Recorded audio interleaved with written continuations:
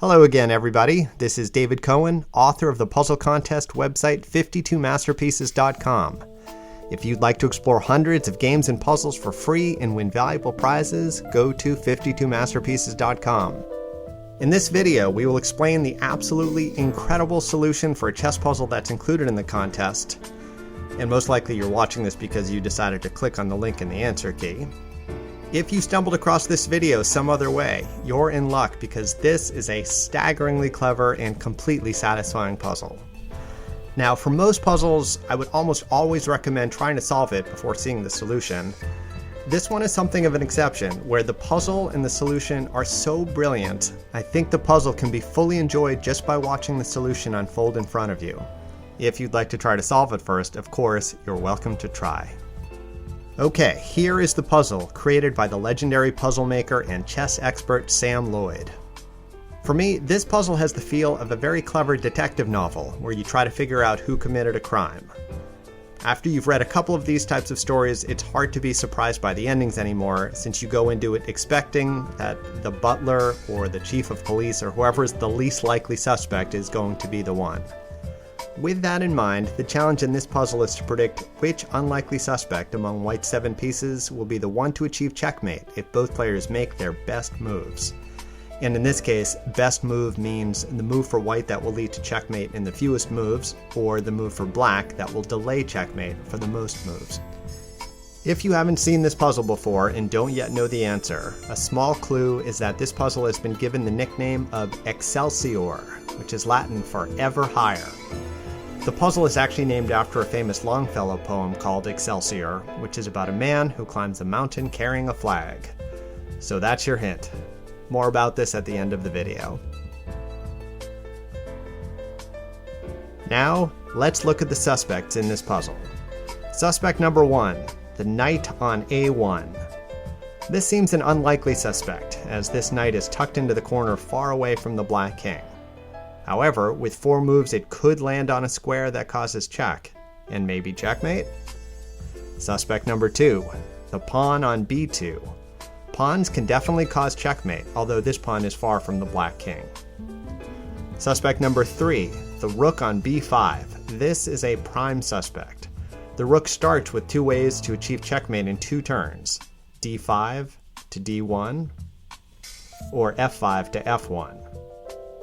Suspect number 4, the pawn on C2. Also too far from the black king to be a serious suspect, but all pieces need to be considered. Suspect number 5, the rook on E2. This piece can check the black king at any time, but would need support to get a checkmate. Suspect number 6, the pawn on G3. This pawn is closer to the black king than the other pawns, although there's no immediately obvious way for it to cause checkmate. Or is there? Suspect number 7, the knight on H3. Like the rook on E2, this knight can check the black king at any time, but would need help to get a checkmate.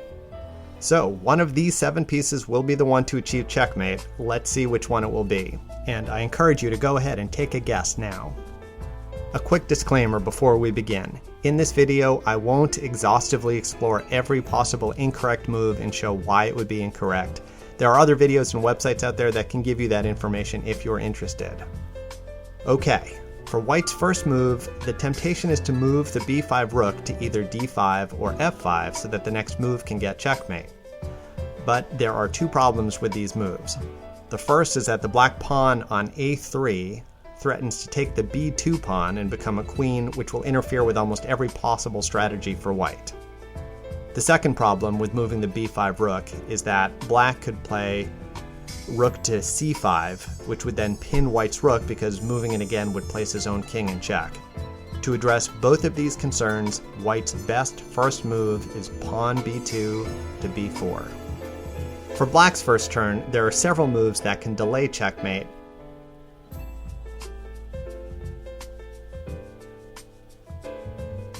but the move that delays it the longest is rook to C5. Now, if you're looking at this move and thinking this is foolish because the pawn can take it, remember again, the only goal for Black in this puzzle on each move is to delay checkmate as long as possible, and rook to C5 is the best move to achieve this goal. This move not only blocks White's rook from getting to the squares where it could get the quickest checkmate, but it also puts white in check. So now white needs to resolve the check, and there is one way to do that that also threatens checkmate on the next move. Can you find it? Its pawn takes rook on c5 because the white rook to b1 on the next turn would be checkmate. Because of this, black needs to prevent this checkmate the only way he can, which is pawn to a2. Now white can't move his rook to b1, or black will take it and get a queen. For white, the fastest way to checkmate at this point is again to help this rook get to d5 or f5, and then to d1 or f1. To do this, the pawn needs to get out of the way, and is moved to c6.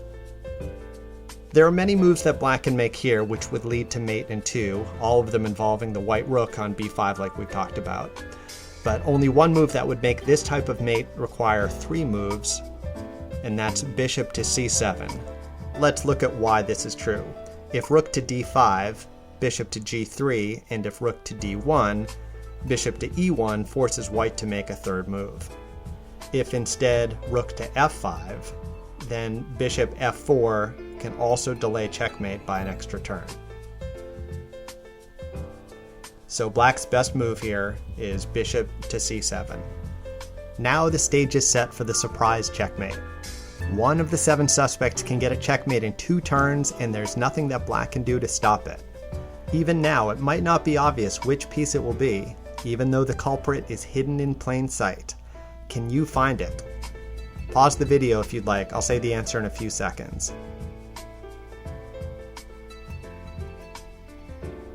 It's pawn to b7.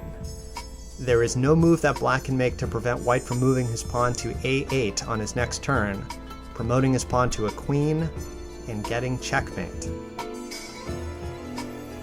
The fact that black's bishop has moved to c7 prevents the knight from escaping, which is one of my favorite parts of this puzzle. And so we can make any move for black, let's say pawn to h6, and then checkmate. And white could have promoted his pawn to a bishop instead of a queen if he preferred. It's still checkmate. So the answer to this puzzle was the pawn on b2. And now we can see why this puzzle is named Excelsior. The pawn moves ever higher, onward and upward like the man climbing a mountain in Longfellow's poem. Okay, that's it. I hope you enjoyed this classic chess puzzle as much as I have. Thanks again to my friend and the contest editor Steve Geller for putting together the visuals in this video.